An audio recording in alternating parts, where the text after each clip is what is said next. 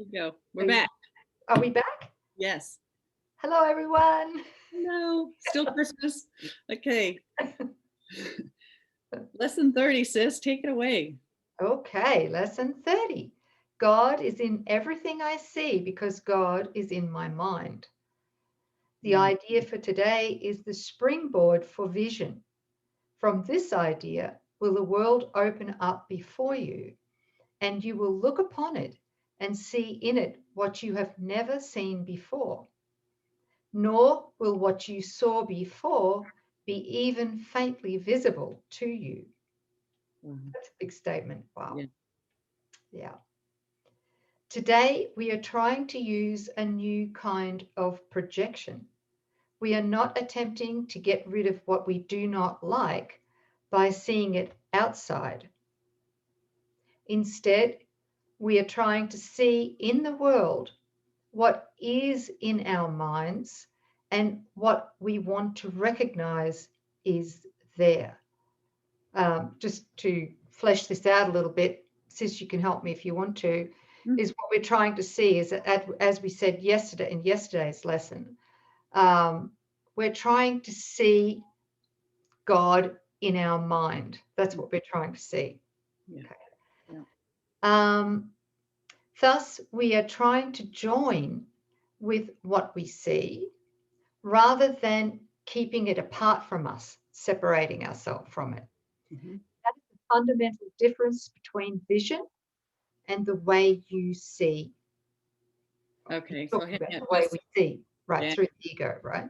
Right. Yep. So the split mind, half of it is the ego thought system, and half of it is the Holy Spirit or the mind that we share with God. And while we value or desire separation, we're giving our full attention and focus to the ego thought system. And what its sole purpose is to prove that the separation has occurred. So instead of unified creation of God, it's looking out through the eyes and the body to see fearful images, so it can be in a state of contraction. And everybody's doing this, and so everybody is looking upon fearful images, and the result is that there's just separate, millions of separate bodies, separate minds, separate views, separate agendas, private wills, right? So that's the way the world that we know how it operates. And he's asking us to shift and to start recognizing that I can forsake the ego thought system and start to join with my right mind through my choice, with my desire for vision. And so thus I will start looking out with God. And what God knows is his will is wholeness, right? One, union, love, inclusiveness, no separation, no private thoughts, right?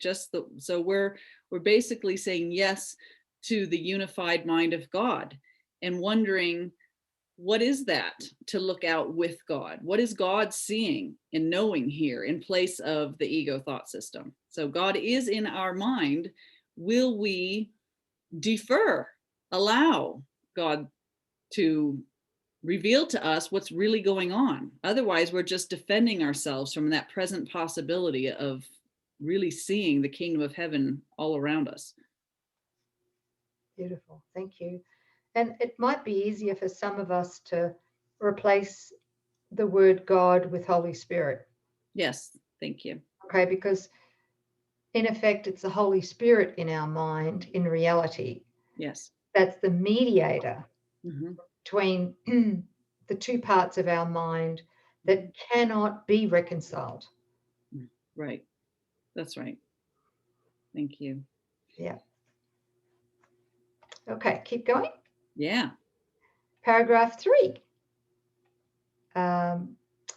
Today's idea, which is God is in everything I see because God is in my mind, should be applied as often as possible throughout the day.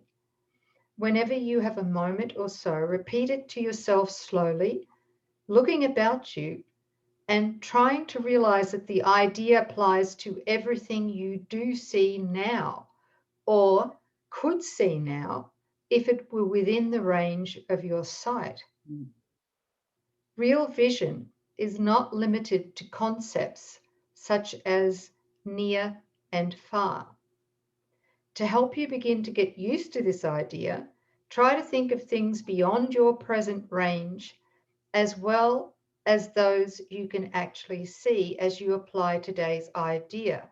So, what he's saying here is use your imagination. I mean, don't try and willfully use it, but, open your mind. The particular thing you're seeing doesn't need to be in physical proximity. I think that's what he's saying here, Yeah, the right? next sentence really fleshes that out. Yeah. Yeah. Okay. So God is in everything I see because God is in my mind. Real vision is not only unlimited by space and distance, but it does not depend on the body's eyes at all. Ooh. It's a big one, isn't it? Yes, it is. So we have vision without the body. If that's possible, then that means we're not the body. Thank you. Mm-hmm. Thank you. I mean, we take it for granted through the body that the body is our sole means, basically, of perception. We use its five senses, its sight, its taste, its smell, its touch, etc.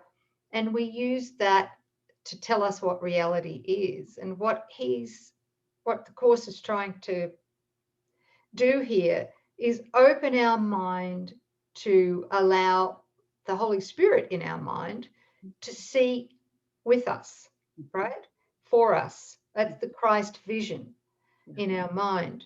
And to take us away from relying on the body's senses to tell us what reality is. So we're actually going to go into a much, much more limitless, boundless place. Because right this moment, as we are recording this lesson, if I was to ask you to close your eyes briefly and spend the next 5 or 10 seconds thinking about a planet or imagining a planet on the other side of this universe, right? Just imagine it. Close your eyes and imagine that now. Think of a planet on the other side of the universe. It's millions and millions of light years away from where you are sitting or standing right now. But just imagine that planet. Imagine what color it is. Imagine the movement. Imagine what's happening around it. Does it have moons? Does it have rings around it like Saturn? Just imagine. Okay. Okay. Now, when you imagine that, if you can imagine that, how far away is that planet from you right now? It isn't. It's right there. It's in your mind. And how long did it take to span that distance of millions and millions and millions of light years away? Right. It took no time at all. So this is where he's taking us. He's taking us to that place. Just a little example of that. Yeah. Perfect. Perfect. Okay, so where are we up to? Second sentence, fourth paragraph.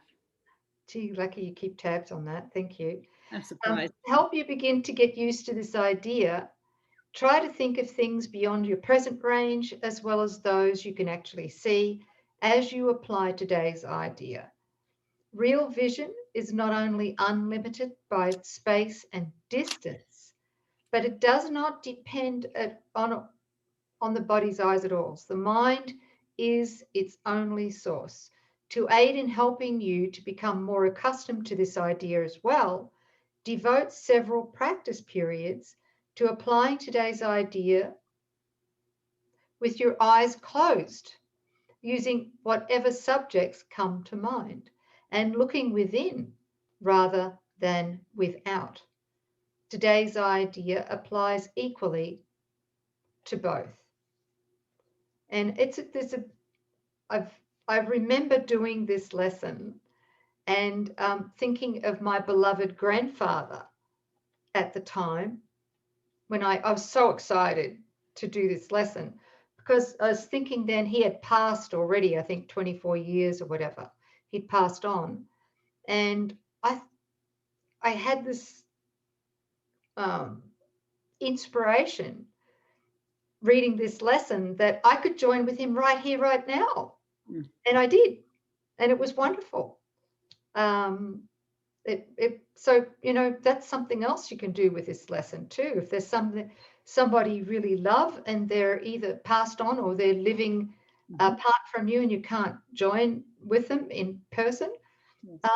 just take a few seconds, close your eyes, as he says here, and join with them. It's a real heart-opening exercise to do. Wonderful. No limitations when we bring it out from the world of physical matter and back into consciousness, which is what he's inviting us and encouraging us to do. Yeah, to know what we are as the Christ and try then to stuff that, to limit what we are beyond a physical carcass, and then try to use our unlimited spiritual sense and try to see through eyeballs and ears. It becomes laughable. I mean, right now it's an invitation to see something differently, but ultimately what we are cannot be compressed or limited in any way. So what a beautiful invitation to start that journey. Thank you, sis. Thanks, sis. I loved your example with your grandfather. So true. Wow. Thank you. We'll have fun with that, you guys. Enjoy the day's lesson. Unlimited. God is in everything I see because God is in my mind. Lesson 30. Thanks, sis. Thank you. Thank you.